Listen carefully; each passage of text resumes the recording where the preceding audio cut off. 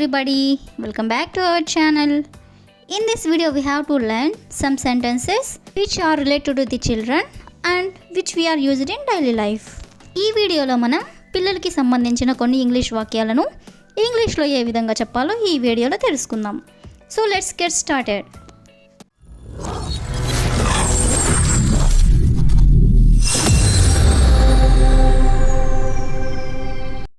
Before going to the topic, if you like this video, please like and share to your friends and family members, and also don't forget to subscribe my channel.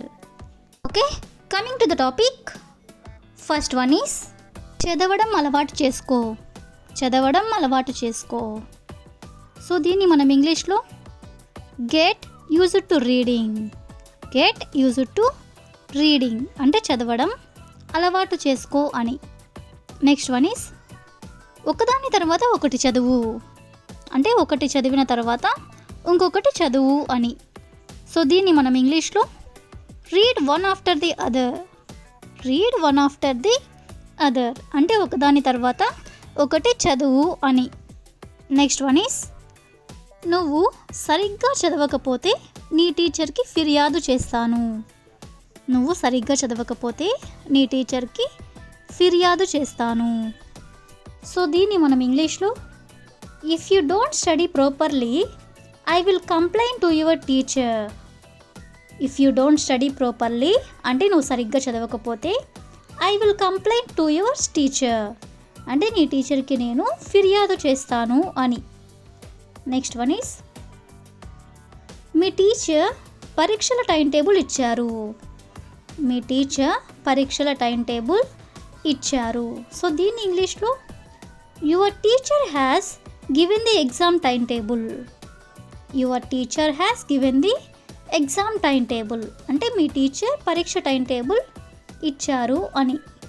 Next one is నువ్వు ఇంకా తినలేదా అంటే ఇంకా తింటూనే ఉన్నావా, ఇంకా తినలేదా అని ఇలా అడుగుతూ ఉంటారు కదా. సో దీన్ని మనం ఇంగ్లీష్లో have you not eaten at. Have you not eaten at అంటే నువ్వు ఇంకా తినలేదా. నెక్స్ట్ వన్ ఈస్ టీచర్ ఏదైనా హోంవర్క్ ఇచ్చారా. పిల్లల్ని మనం ఇంటికి వచ్చిన తర్వాత ఇలా అడుగుతూ ఉంటాం కదా, టీచర్ ఏమైనా హోంవర్క్ ఇచ్చారా అని. సో దీన్ని మనం ఇంగ్లీష్లో did the teacher give any homework. Did the teacher give any homework అంటే టీచర్ ఏమైనా హోంవర్క్ ఇచ్చారా అని. నెక్స్ట్ వన్ ఈస్ 6 గంటలకల్లా ఇంటికి రా అంటే టైం 6 అయ్యేసరికి నువ్వు ఇంటికి వచ్చేయాలి, త్వరగా ఇంటికి రా అని. సో దీన్ని మనం ఇంగ్లీష్లో come home by 6 o'clock. Come home by 6 o'clock అంటే 6 గంటలకల్లా ఇంటికి రా అని. నెక్స్ట్ వన్ ఈస్ ఏడవడానికి ఏముంది అంటే ఎందుకు ఏడుస్తున్నావు, ఏడవడానికి ఏముంది అని ఇలా అడుగుతూ ఉంటారు కదా. సో దీన్ని ఇంగ్లీష్లో what is there to cry. What is there to cry అంటే ఏడవడానికి ఏముంది అని. నెక్స్ట్ వన్ ఈస్ నువ్వు మంచి మార్కులతో ఉత్తీర్ణత సాధించాలి. నువ్వు మంచి మార్కులతో ఉత్తీర్ణత సాధించాలి. పిల్లలతో చాలామంది ఇలా చెప్తూ ఉంటారు కదా. సో దీన్ని ఇంగ్లీష్లో you should pass with good marks. You should pass with good marks అంటే నువ్వు మంచి మార్కులతో ఉత్తీర్ణత సాధించాలి అని. నెక్స్ట్ వన్ ఈస్ పుస్తకాన్ని ఎందుకు చింపుతున్నావు. పుస్తకాన్ని ఎందుకు చింపుతున్నావు.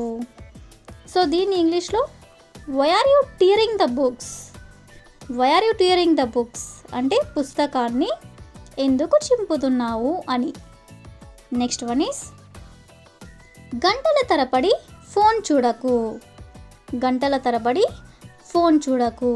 సో దీన్ని మనం ఇంగ్లీష్లో ఎలా చెప్పాలంటే don't look at the phone for hours. Don't look at the phone for hours అంటే గంటల తరబడి ఫోన్ చూడకు అని. నెక్స్ట్ వన్ ఈస్ పరీక్ష ఎలా రాసావు అంటే ఎగ్జామ్ ఎలా రాసావు అని ఇలా అడుగుతూ ఉంటారు కదా. సో దీన్ని ఇంగ్లీష్లో how did you right your exam. How did you right your exam అంటే పరీక్ష ఎలా రాసావు అని. నెక్స్ట్ వన్ ఈస్ అన్ని ప్రశ్నలకు సమాధానం రాసావా. ఇలా అడుగుతూ ఉంటారు కదా, అన్ని ప్రశ్నలకు సమాధానం రాసావా?